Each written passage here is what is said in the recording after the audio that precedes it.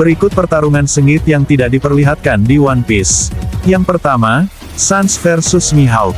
Pertarungan ini sudah banyak dibahas di beberapa ars One Piece. Battle epic ini juga disinggung saat pertemuan Shirohige dan Sans. Pertarungan dua pendekar pedang tersebut masih menjadi misteri di sepanjang perjalanan One Piece, dan belum diketahui apa sebab mereka bertarung. Yang kedua, Roger versus Rocks dan Garp.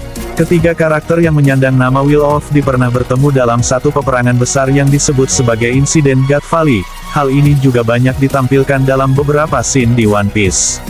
Sebagai contoh pada chapter 1096, kita diperlihatkan pertikaian dari ketiganya, namun pada chapter tersebut hanya diperlihatkan akar masalahnya, bukan pertarungan sepenuhnya. Yang ketiga, Akainu versus Aokiji. Dua admiral tersebut pernah bertarung secara fisik militer dalam memperebutkan posisi Laksamana Armada di Marinir. Hal ini terjadi setelah insiden perang besar di Marineford, serta pengunduran diri oleh Sengoku.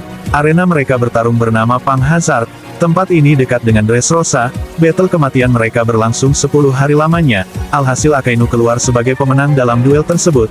Mirisnya Aokiji kehilangan kaki kirinya, dan dia mengundurkan diri dari posisinya sebagai Laksamana. Naasnya Pang Hazard menjadi dua wilayah yang tertutupi badai salju dan larutan magma. Yang keempat, Shirohige dan Crocodile. Dua karakter ini nampaknya pernah bertarung sengit di masa lalu, namun duel tersebut masih tanda tanya, apa yang membuat mereka berkelahi dan apa sebabnya. Hal itu masih menjadi misteri. Pada alur Marineford sebenarnya Crocodile punya kesempatan untuk menyerangnya, namun hal tersebut dicegah oleh Luffy. Luffy menganggap Shirohige adalah orang yang dekat dengan es, dia pun tidak membiarkan Crocodile menyerang Shirohige. Di sisi lain Crocodile juga tidak mau lagi berurusan dengan Luffy.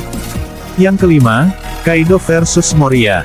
Hal ini juga masih menjadi misteri dan menarik di One Piece. Moria ialah seorang Shichibukai, dan Kaido adalah Yonko. Duel ini disinggung pada bab 969.